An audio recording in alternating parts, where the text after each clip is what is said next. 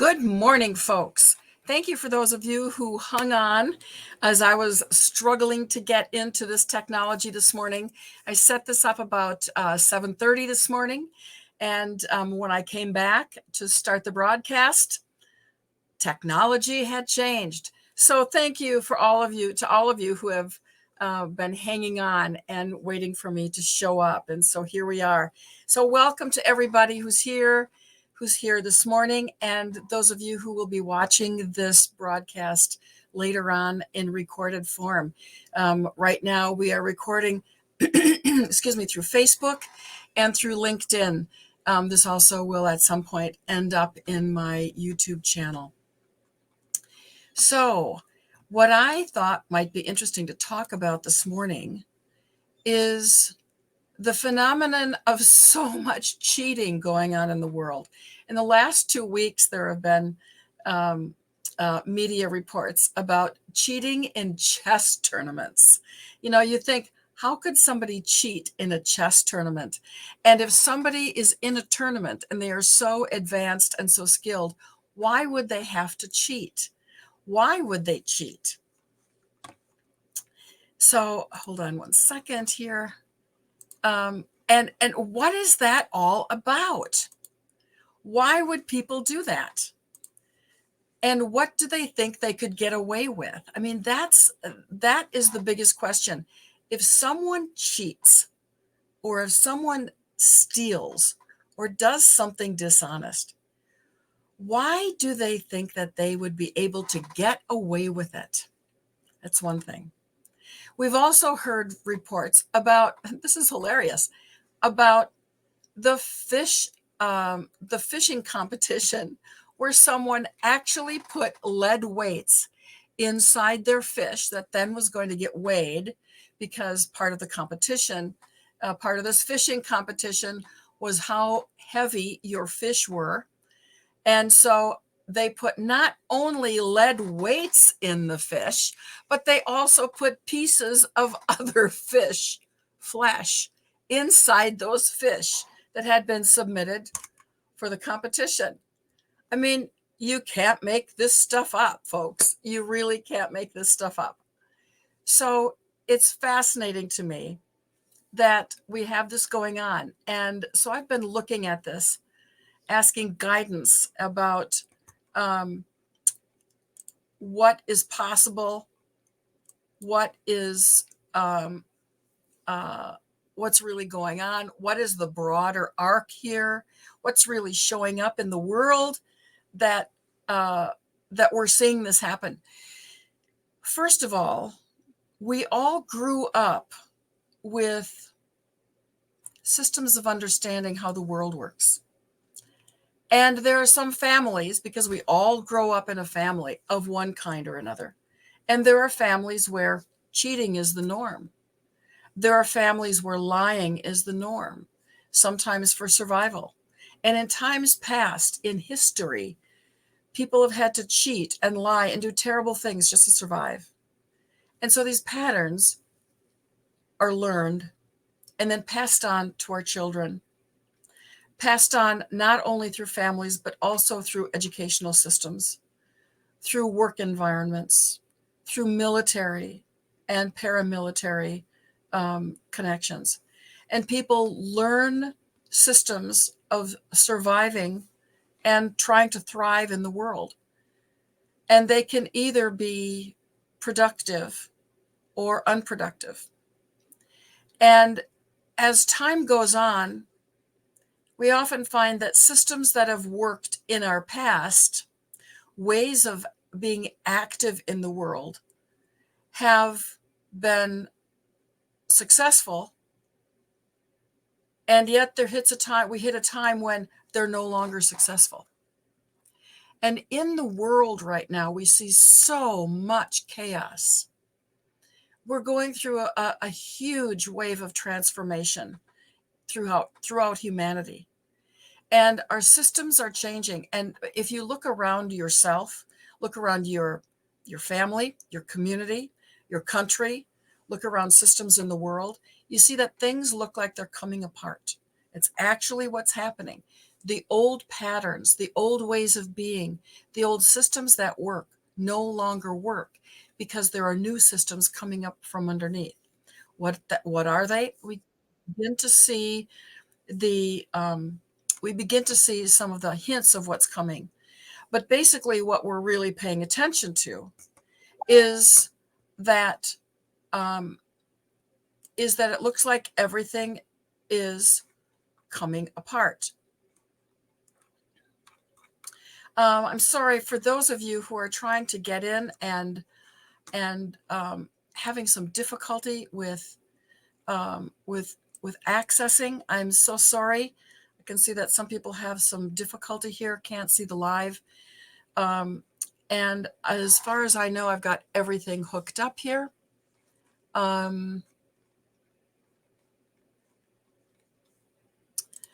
Just a moment. I'm going to see if I can troubleshoot here. And it's too complicated, so I'm just going to continue to go on here. And so we're seeing a lot of chaos happening. And how do we individually deal with that chaos?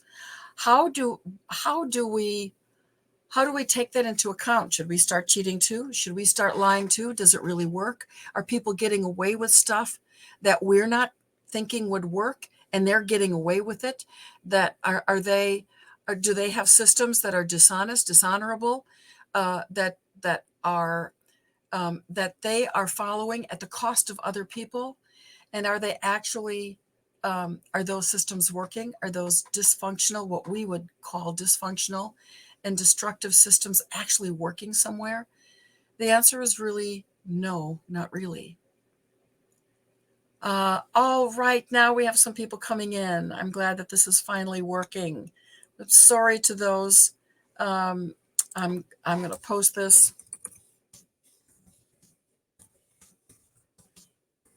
Sorry, this has been so troublesome this morning.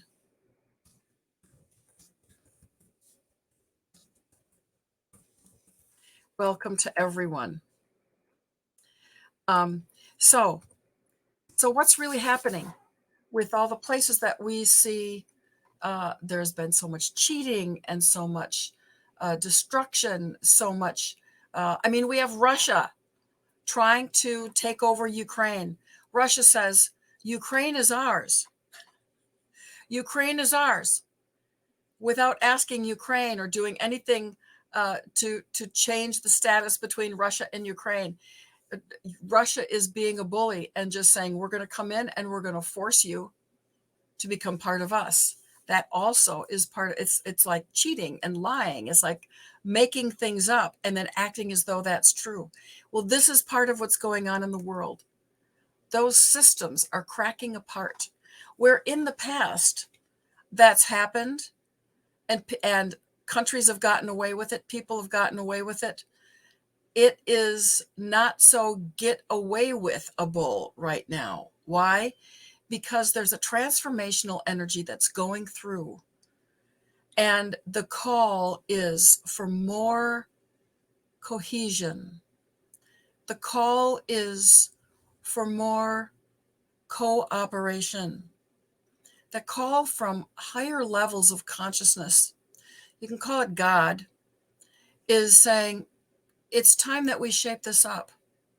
It's time that we change this way of being, the state of being, to a higher level of vibration.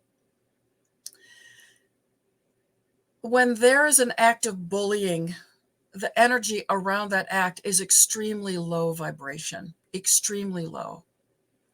And we can look at love on the other end of the spectrum. Love is an extremely high vibration.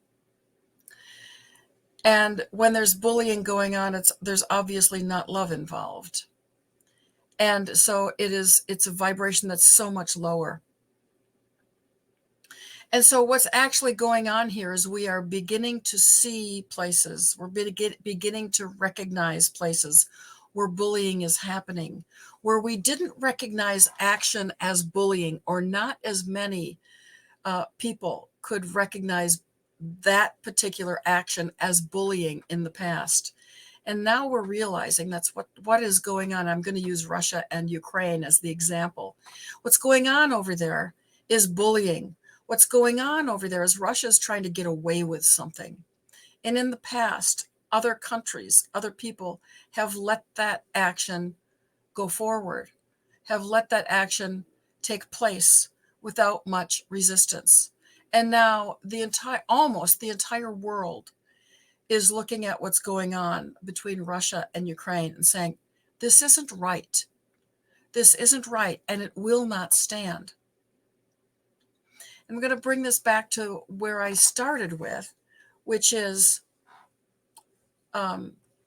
cheating in the particular fishing competition that was talked about in the news, where someone who was a contestant put lead weights and extra fish flesh in their fish so that they would end up weighing heavier. So what did these people think they were getting away with?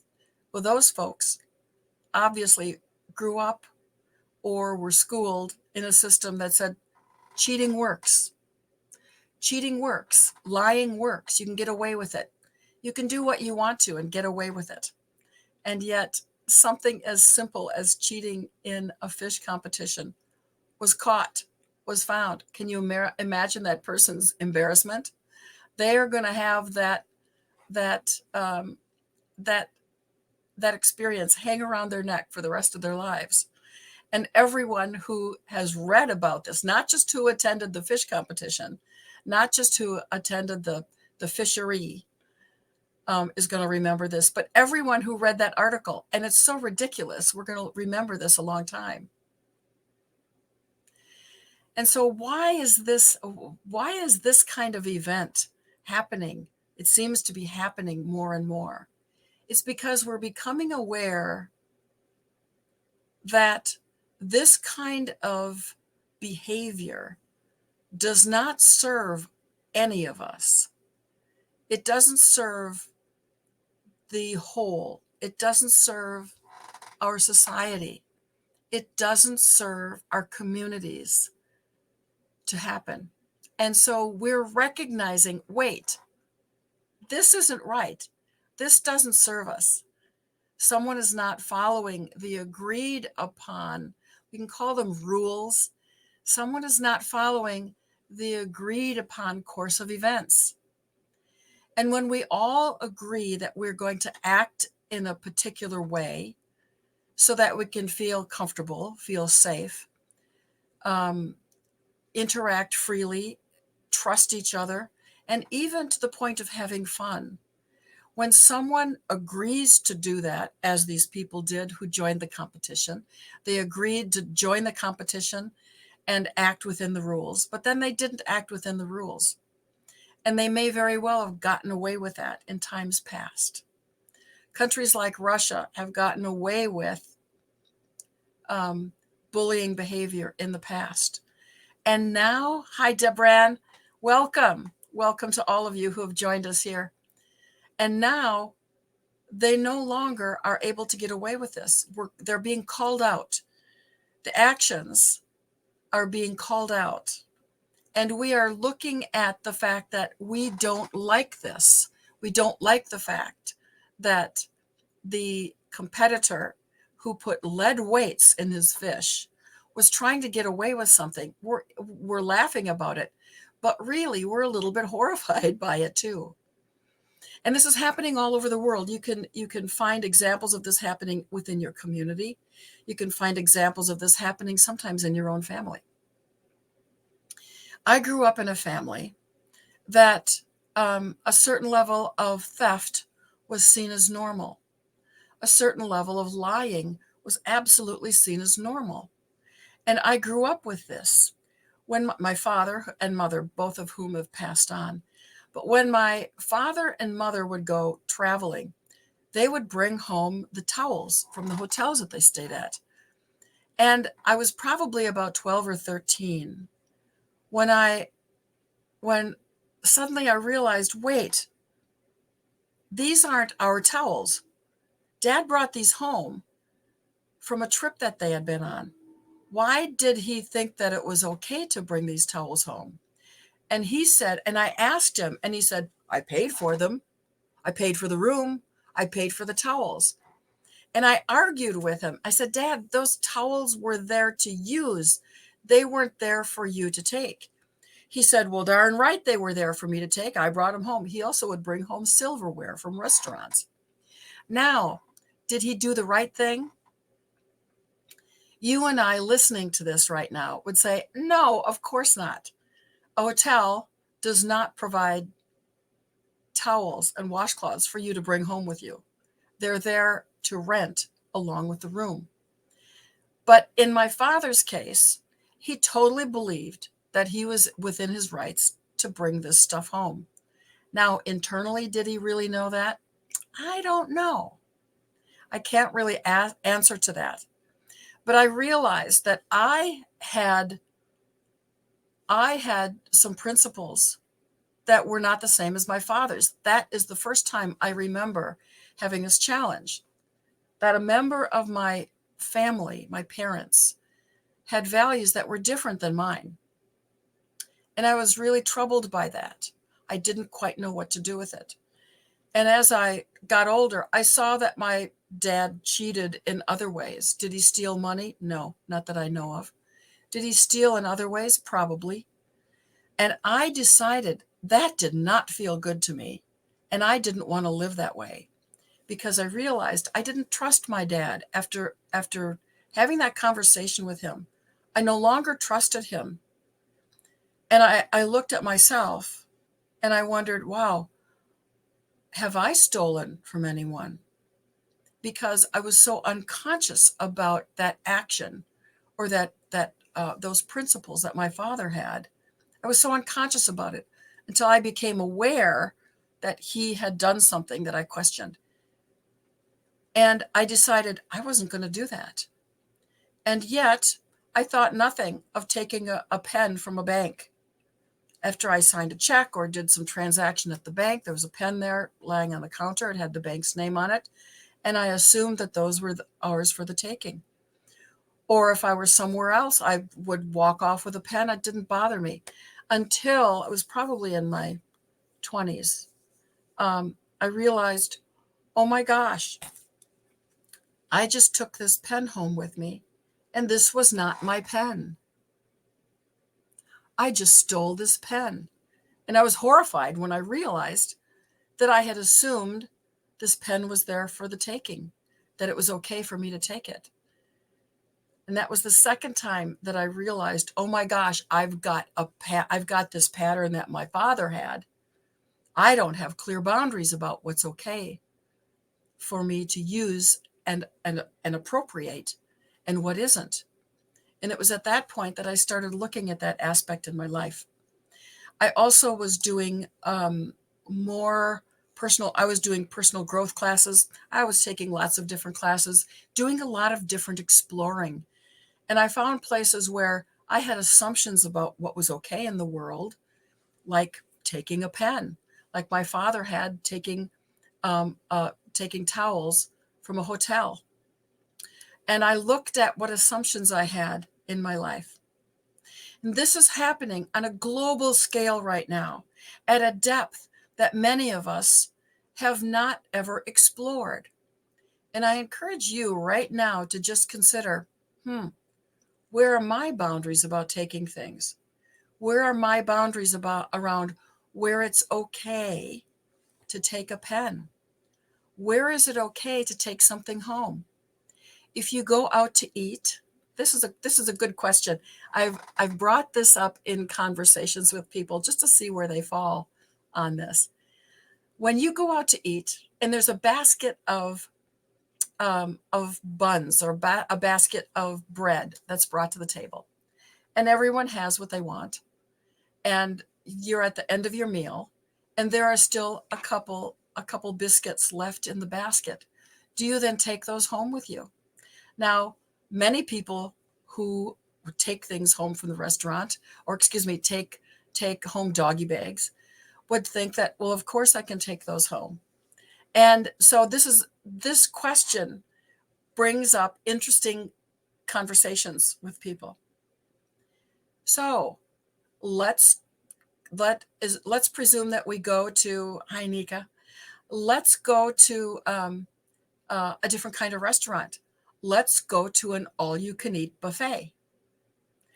And you pay your allotted fee, and you go through the buffet, and you have a very adequate meal, and you think, this is an all I can eat.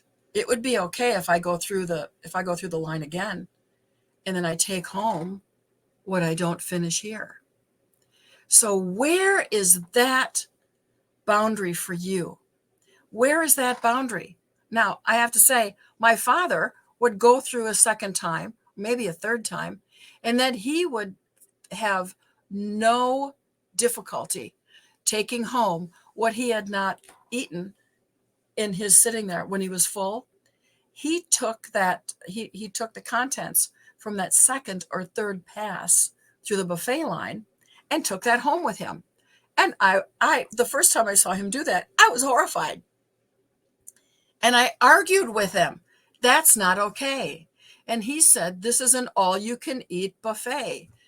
They didn't have in the advertising all you can eat in one pass through the buffet. So why can't I take home what I didn't finish and eat it later? And my father was a very convincing arguer. And as you can see, you probably already get that he was quite a character. And yet there's a limit here. Where is your limit? My dad was really clear where his limit was. He felt he could take all that he wanted, whether he completed that meal at the restaurant or completed his portions at home. That was where his values were. And as far as I'm concerned, you go to an all-you-can-eat buffet and you go through the buffet as many times as you need to get the food that you can finish at that setting. But you don't get so much that you take it home with you. And that's where my values are. Where right now are your limits? Where are your boundaries around this? This is very fine. It's not a real gross, obvious answer. And I'm sure that you can think of other situations right now that fall into this category. Where is it okay? And where is the boundary that it becomes not okay? And it's in these very fine places that we find ourselves going into our own philosophy, where we find ourselves going into what really is right and wrong. And so let's take this back to Russia and Ukraine. Do you think Putin would go into a buffet, an all-you-can-eat buffet? And I know that we have someone here who was born in Russia, and I mean no offense. I'm talking really about the leadership. Do you think that Putin would think it would be okay to go into an all-you-can-eat buffet and take as much food as he wanted to, and if he couldn't finish it there at the restaurant, he would take it home with him?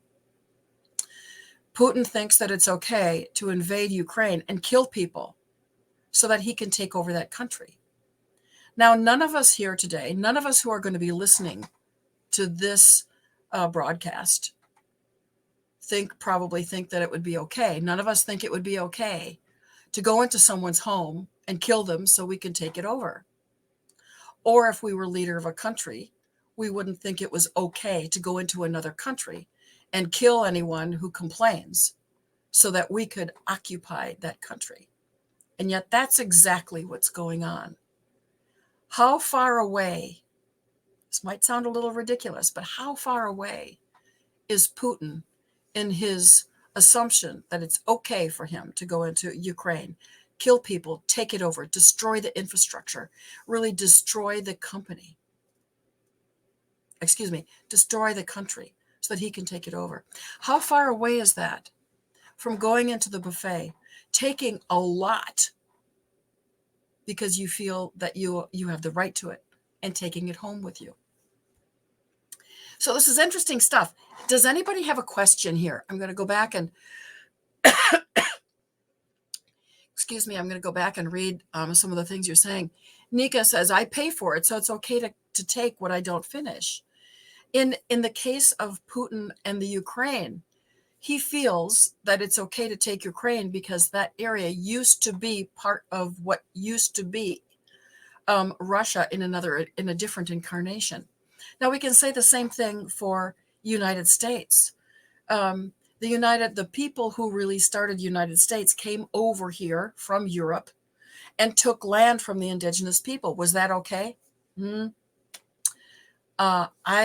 If I were back at that time, it would not be okay with me. With me, it wouldn't be okay. And Europeans came to the United States, or what we now know as the United States, came to America. And we can say, well, there was a lot of land, and they established themselves in different ways. Sometimes they killed people and took the land over. Sometimes they negotiated and lived peacefully side by side with those people who were already here. Nika says about the war, there are so many components around it, and possibly we don't have all the facts. When I talk to my brother who lives in Russia, he hears different stories. Yes, this is exactly it. This is exactly it. Where are the boundaries? And Chris says, how do you balance the bank supplying pens with their name on it versus a personal boundary on taking pens? Yes. How do we define that? And as far as I'm concerned, if I were in a bank and the bank had a pen on the counter and I needed a pen, or I thought that pen was pretty cool and I'd like to have it, I wouldn't just take it. I would ask the person behind the counter, is this pen for the taking? Would it be okay for me to take this pen home with me? And then I depend on that person behind the counter to tell me what the rules are about that pen being there. And for those of you who weren't on this call earlier, I talked about when I was growing up, my parents would go on trips and they'd bring towels home from hotels. And that's the first time that I realized there's something going on here that isn't right with me. And I challenged my father on it, and he thought it was totally okay. And I was horrified. I was horrified and embarrassed that my father was doing this. And yes, Nika says we can't go wrong by asking. Not only can we not go wrong by asking, but it really is the place where that boundary gets established. If we don't know what someone else's boundaries are, we ask them. If it's not obvious to us, and we have to be very careful because we might assume something is obvious, but it's only our story about what's true rather than what is actually true. And so the way that we know where the boundaries are for someone else is we ask them, or we validate that. We say, I think that we could say, I think that you probably have these pens out on the counter of your bank with your name on them so that we can take them home with us as advertising. Is that true? And they might say, oh no, we have them there for advertising, but not for you to take. Now, we've probably never heard that from someone behind the counter at a bank. And yet, when you go into a library and the library has pens with their name on it, is it the same thing? Are those pens with the library's name on it available for advertising for that library? And you can see the distinction here. The library is not really a commercial concern that necessarily would advertise through pens with their name on it. Is it advertising? So we're getting into gray area here, which is really great because this is where the conversation comes up. And Nika says, thank you for the reminder of asking. She's discovered a good way to ask. Is it possible to take my unfinished food? That's a very gracious way to ask. Rather than saying, bring me a to-go bag because I'm going to take this home with me. And then maybe the person, maybe your server is a little uncomfortable, might be a young person, and they may not feel very comfortable. And so they just go and get you a to-go container, rather than saying, well, those really aren't for taking home. Nika also says, is it possible to take a couple pens to keep for personal use and share with others, to promote your business, because the intention here is really important. Nika, thanks for bringing this up. Our intention drives everything we do. Our intention is really what drives our own manifestation. And we are manifesting all the time. We are manifesting physical things into our world. We're manifesting experiences. We are manifesting our mindsets. And it is really our intention that gives us the experience that we have. And when we pay attention to what our intention is, magic can happen. I'm going to go back here and see if there's someone else. Chris, you asked,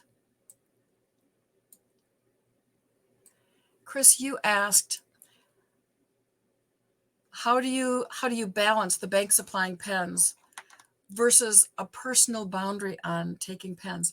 Well, a personal boundary on taking pens versus a bank supplying them that's pretty obvious. You ask, is the bank making these pens available to take home? But if you're at a library and the library also has pens with their name on it, it's a little bit different situation than a bank. And so you might really be responsible for asking if you could take that pen home. And one of the things that I do is when I find that I have many pens, like my home is like a pen attractor place. I don't pick up pens in other places. I have no idea why I have 4 pens in my purse. When I cleaned my pens out, when I cleaned my purse out 2 Saturdays ago, I had 1 pen that I put in there. I have no idea where those pens came from. Somebody may have handed me a pen when I was at the restaurant, and I unconsciously put it into my purse. So one of the things that I do is the places that I frequent, the restaurants that I frequent in my little village, and the library, which is another place that always has pens on the counter, I bring my extra pens that don't have names on them. I rarely have pens with names on them these days. I take those pens to the library, or I take those pens to the restaurant, because I know both places are always welcoming extra pens. But I also have tried to be very conscious of not just unconsciously throwing a pen in my purse. So that, Chris, that's how I have been looking at my personal boundaries. Each of us has their own way of determining personal boundaries. And I'm curious, so Chris, what is your experience with pens? This is something so simple, and it's something that is of relatively low value. So it's a good thing to talk about. Nika says, I carry many pens as I often carry many pens because my pens run out of ink, and there's nothing worse than when you need a pen and you don't have a pen. Yes, I totally agree. Let's see if there are any questions that I missed here. That's the concept of I pay for it, so it's okay to take things. And where is our boundary around that? I wanted to come back. I welcome questions about this or anything that's related. I wanted to come back to what my original intent was. Chris says, when I worked at my another job, I took pens from various banks to be used at meetings for people who were to sign in for meetings. Yeah, sometimes it's sort of obvious that those things are available. If you go to a conference, there are pens at the conference, and almost always when you sign up, they encourage you to take the pen. You might even get a pen in your sign up package or folder. Chris says that she honored her patronage with those banks. That's another thing that banks do. And banks are a really safe thing to talk about here because it's so ubiquitous for pens to be available on counters at banks and at bank events and at when you sign something at banks. Yes. The intention of my talk was to talk about we're seeing just lately in the news, we're seeing so many articles about cheating in chess. I mean, there was a big article about some big chess tournament, a young man was accused of cheating, and he may very well have been cheating. If you are a chess master, why would you have to cheat? And if you were a chess master and obviously have gone through all of the training and all of the competitions, do you really think that you could get away with cheating? Do you think you could get away with it and not be found out or not be caught? And the other thing that I talked about was the hilarious news article about the fishing tournament where somebody, in order to get an advantage in the tournament and possibly win, they put lead weights inside their fish and actually other fish flesh inside the gutted fish, so that when the fish was weighed, it would be heavier. Now, for those of you who are not fisher people and don't go to fish contests or fish competitions, I grew up in Oshkosh, Wisconsin, on Lake Winnebago, and there were fisheries in the wintertime. There were ice fishing fisheries, and there are fisheries in the summertime in some places. And part of what is measured is not only the biggest fish, but the accumulated fish of one particular kind. In other words, they weigh them. And that's what was happening with this particular fishing competition.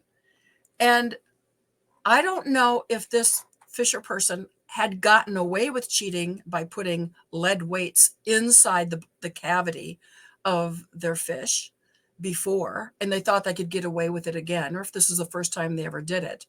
But it's a ridiculous story. If you haven't read it, I encourage you to Google it after you're done here and read it, because it's so absurd. You can't, excuse my language, you can't make this shit up. If we read it in a novel, we would laugh hysterically, and it would seem so ridiculous. But this is real life, folks.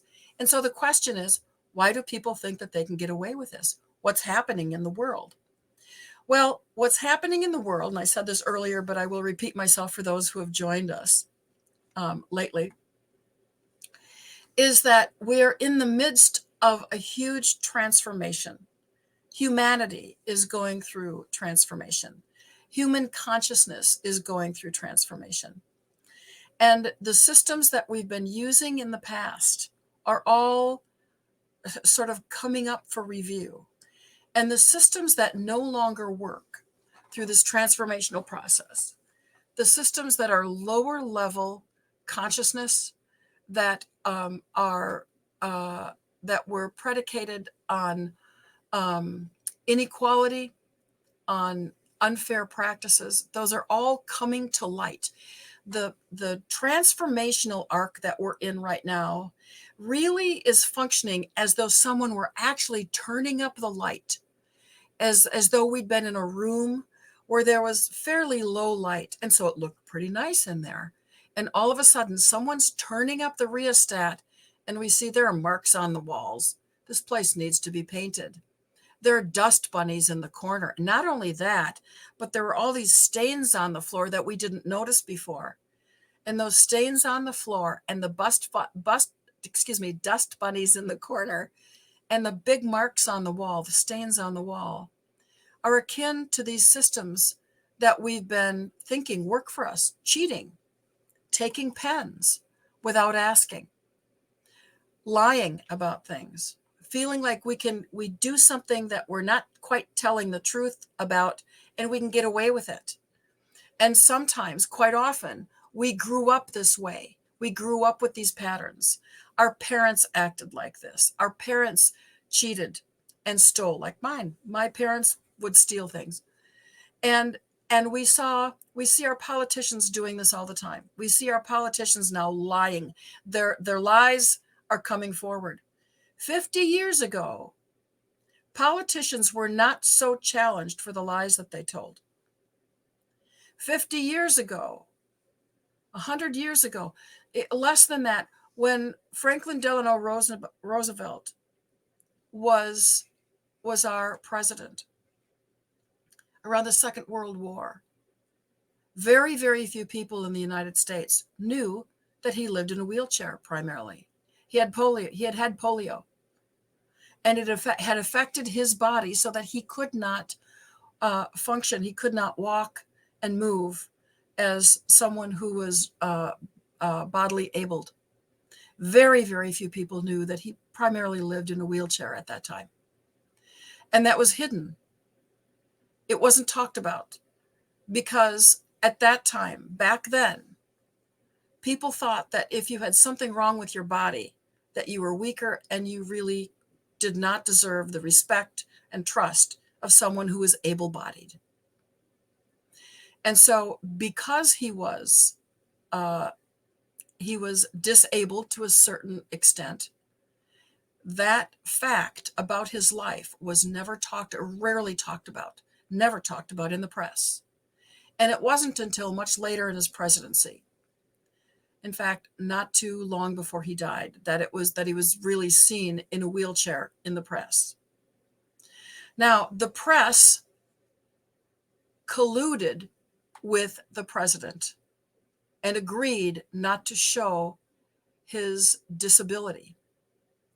The press colluded in keeping it from the people. So you can see that this was a system that was in place, and everybody agreed to do this so that the president could do what he wanted to do. So there was an agreement among a number of people. Just like there's an agreement in a family, this is the way we function. And we can steal these things, but we can't steal that stuff. It might be okay to take $1 out of mom's purse, but it's not okay to take $100 from the cash in the drawer. So this is interesting, not so much to accuse people of doing something wrong, but as an example of how these old systems that really don't take care of everyone are coming to the fore. We're really now recognizing some of the patterns that were happening. And why is this? Because there's a new way coming forward. And because we're in the middle of the meltdown, we're in the middle of the chaos right now, we really are not quite able to understand what systems are coming up, what fresh systems are coming up, what new ways are coming up. It just looks like everything is in chaos and everything is getting worse. It's bad. But the truth is that we're seeing what was really already there and was hidden. And so I just want you to just stop for a moment. And rather than, let me restate that. I just would like you to stop for a moment and think about that. It's not that there are new systems of dishonesty happening. The systems that were already in place, the systems of dishonesty, of hiding actions, hiding events, because if other people knew what these events were, there would be a lot of hell to pay. You wouldn't be trusted quite as much. All of these things that have been hidden are now coming to the light because of the transformational energies that we're in. And this chaos that we're in, I'm going to read something from Barbara Brennan. She talked about the chaos being here to challenge duality. And duality is just part of the three-dimensional world that we live in. Duality is expressed in right and wrong, good and bad, here and there. We're in a three-dimensional physical form. And so I am in this physical form, and this is the physical form of my coffee cup. I am not my coffee cup. I'm separate from my coffee cup. That's duality. Night and day is another expression of duality. And this century is about really being able to hold both or all parts of duality, this and that, right and wrong, which is part of what we're talking about here this morning with cheating and lying. And do we just assume that we can take a pen, or do we have the value that we need? Do we have the principle do we own the principle that we need to ask permission first, because that might belong to someone else? Do we need to clarify our boundaries, or can we just assume that the boundary that we think is there is the right one? excuse me, but we are challenged to clarify exactly what the boundaries are, so that we respect someone else's boundaries. So this century, the 21st century, is really about we're being challenged. So it's about being able to hold the opposites. And most of us right now are feeling all of this stuff that's up, recognizing all of the stuff that we say is dishonorable. We say that that we observe as not okay, where there's a violation of boundary. We're really being challenged by that as right or wrong, when the truth is it's just there. It just is present. It's part of what's been going on. And when we look at it, we can choose to look closer and closer at the distinctions here, and look at the boundaries that serve us, and the boundaries that can serve us and serve others. And we can look at our own values around respecting other people's boundaries. And the wave of transformation that's going through right now is challenging us to be very clear, to make distinctions about where our boundaries are and who those boundaries serve. My father's boundary was that you could take things home without asking. And that served him. But it didn't necessarily serve the bank or the establishment that he took the pen from. Or when he took towels home from the hotel, his boundary was that it was okay to take those. But that boundary didn't necessarily serve the hotel. And so our challenge these days is to look carefully at where our boundaries are. And when we experience a challenge from someone else around where our boundaries are, to look at that challenge and ask ourselves, who is being served by where my boundaries are? Who is being served by this other person challenging my boundaries?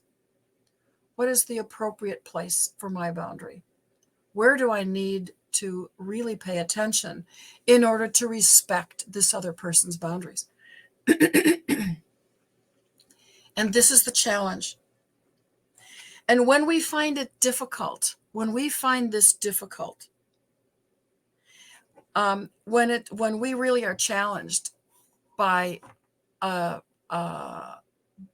boundary issues out in the world, we look inside ourselves. So I'm going to make a jump here. I hope you can follow me. If you have any questions about this, please put it in the chat here so that we can deal with this.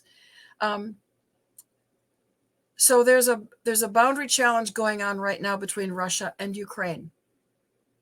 Putin feels very justified in reclaiming Ukraine for Russia, because he says that land used to be part of an older version of Russia, and he wants to reestablish that older version of Russia.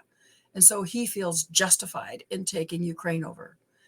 However, as far as the people of Ukraine are concerned, this is a violation of their boundary. This is a violation of their rights. This is a violation of their autonomy, and they're fighting back. And so you can see it for those of us in the United States, most of whom, at least I assume most of you who are here, who are attracted to the work that I'm doing, hold that this is a violation of boundaries. This is a violation by Putin of a sovereign boundary of the Ukraine. And there are people in the world who don't see it as that. But for the use of this discussion, we're going to look at it as a violation. Now, if this, there are some of you who do have family in that part of the world, and that adds another layer of complexity. And I'm not talking about that, but I'm going to use this as an example.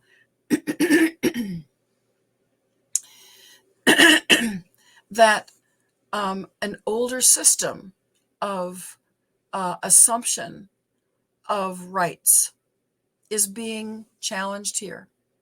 And it's being played out in very in very real ways. If this is upsetting to you, if it bothers you, if you find yourself getting angry about it, if you find yourself being extremely righteous, if you have a charge on this issue in any way, the way to find peace around it is to take that inside of yourself, make the statement, I am angry that Putin feels that he has the right to go in and violate the boundaries of another sovereign country and kill people in order to take it over. That bothers me so much. Now, does it bother me? Yes. Does it make me terribly, terribly upset? Does it make me feel angry inside so I feel like I'm boiling over? No. I don't have a lot of charge on this. I hold compassion. So what I do around this issue between Putin and Ukraine is I keep all parties in my prayers. It's how I deal with it. I have a little bit of charge, enough to put attention on it and hold both sides in prayers, in my prayers for peace and peaceful resolution. That's what I do with that issue. And when you look at it, if you are terribly, terribly charged up, putting them in your prayers is a good idea. You don't have to do it. It's not a have to. It's just a recommendation that it might be one step to bringing you peace. But if you really are riled up, if you're made sad, if it brings up grief, if it brings up grief of loss, if it gets you angry about other boundary violations, I encourage you to make a statement. I'm very angry that Putin thinks he has the right to violate the boundaries of that country. And then change that language and bring it into yourself. If the outside world is a reflection of what's going on in me, where am I experiencing anger over boundary violation? Is there any place that I am struggling with someone who is violating my boundaries in some way? Am I angry at the guy who cut me off when we were driving down the highway? Am I angry at the guy who cut me off? He basically was barging into my particular space on the highway. That when we're driving, we have this unconscious assumption of our space, which also includes space in front of our car and behind our car and to either side of our car, which is why we feel indignant when someone cuts us off. And we feel like that's my space, and we feel that our boundary has been violated. So if you get super angry at somebody who does that, you can also look, inside myself, where am I allowing people to do that? Where am I allowing my mother-in-law to violate my boundaries? You may have some charge around your mother-in-law and get angry that she feels she can just drop in at your home anytime she feels like. Or someone else does this. Maybe somebody else, a friend of yours, feels that they have the right to barge in on your life in any particular way. You may have someone who takes things from your home. Your partner may feel that they can help themselves to something of yours without asking.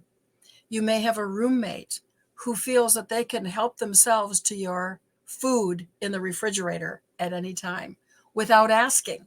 And there's not been a prior agreement, or maybe the agreement was, you eat your food, I'll eat my food, and we won't eat each other's food without asking.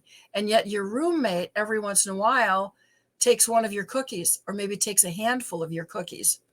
And the first time you let it go and don't say anything. And then it happens again, and you feel a little irritated. And it happens again, and you feel yourself getting angry. And yet it's uncomfortable to go to your roommate and say, I noticed that you took some of my cookies. I really would like you to ask. I was keeping those cookies because I'm having a friend come over for tea tomorrow, and I was going to use those cookies for the tea I was having with my friend, and now they're gone. And there are people who would never bring this up with their roommate, and yet they would let it simmer. And instead of actively discussing with their roommate a violation of their own boundaries, they themselves would do retaliatory things. They eat my cookies, so I'm going to have some of their cake without asking. So I'm using a fairly low level conflict example here of where we let boundary issues happen in our life without cleaning them up.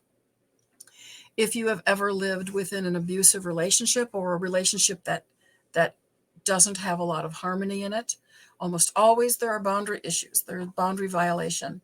And not only boundary violation by one partner, maybe boundary violation by both partners, and there is avoidance by one or both partners of cleaning it up, of challenging the other, of broaching this discussion so that it can be talked about, because we grew up in places where it wasn't safe to talk about boundary violation. And if we allow people to violate our boundaries, we almost always grew up in an environment where our parents violated our boundaries when we were very little. And I won't go into that too much. That's maybe another discussion for another day. But it's really where all of this happens. Nika says, many of these issues can be avoided simply by asking when we're in doubt. And she recognizes that some of it has become automatic behavior. And it's when we're challenged. When someone challenges one of our actions and claims that we have violated their boundaries when we were totally unconscious about it, it's very uncomfortable for us. We might feel shame. We might feel anger. And if we can take that discussion, hopefully that other person has made that challenge graciously, gracefully, to minimize the experience of shame when it's the first time that it's been brought up. And yet, at the same time, that person is not responsible for how we feel. How we react to that challenge is really our responsibility. Likewise, when we have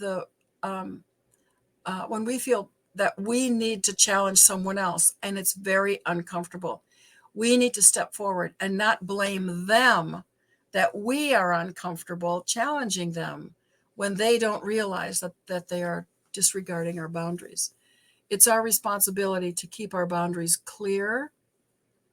And when someone steps over our boundaries, as soon as possible, we bring up the issue with them in a way as gently as possible to give them the option of cleaning it up. And when they don't, then we need to press our claims, which is why we have a court system in this country and in every civilization throughout the world. Nika, I'm comfortable to have a conversation, maybe not gracefully as I want to, but then struggling with the consequences that are created.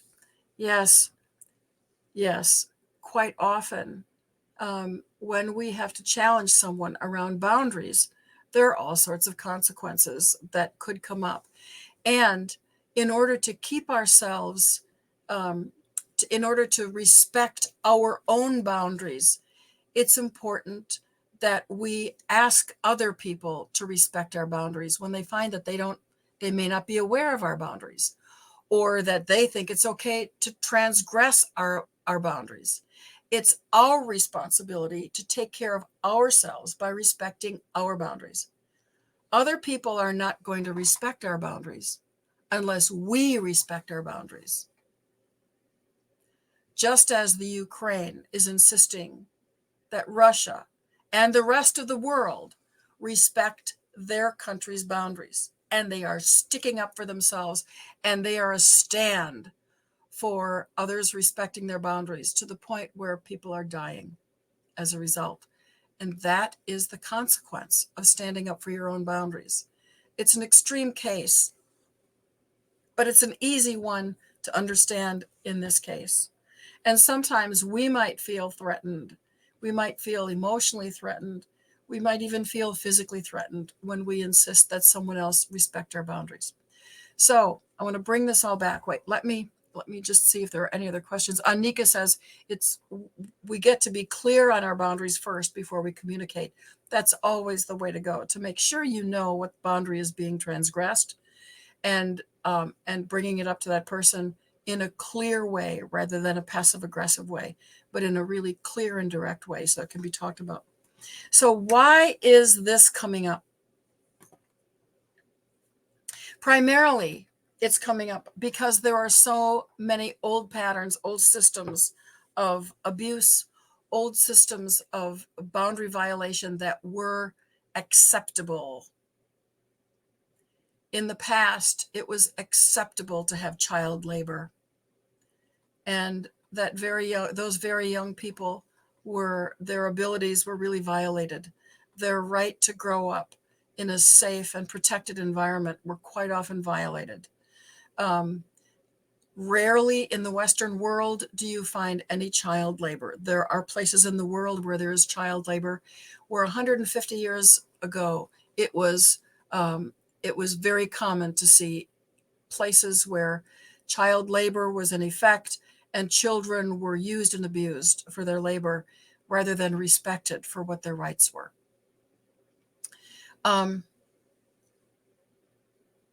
Let me just look at the comments here.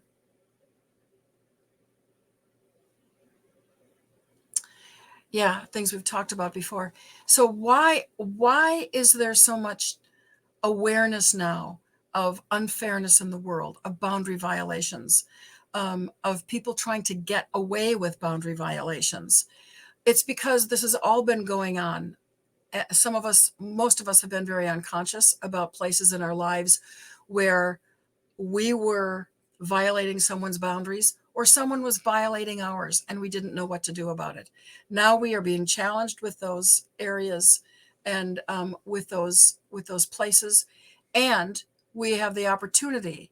We have the challenge to make this right now. We have the challenge to change our patterns. I realize that we are 15 over the hour and I need to go. I've got another meeting to attend. Thank you so much for being part of this conversation. I'm here every Friday, and each week I'm getting better with the technology. So join me next Friday, same place, same time.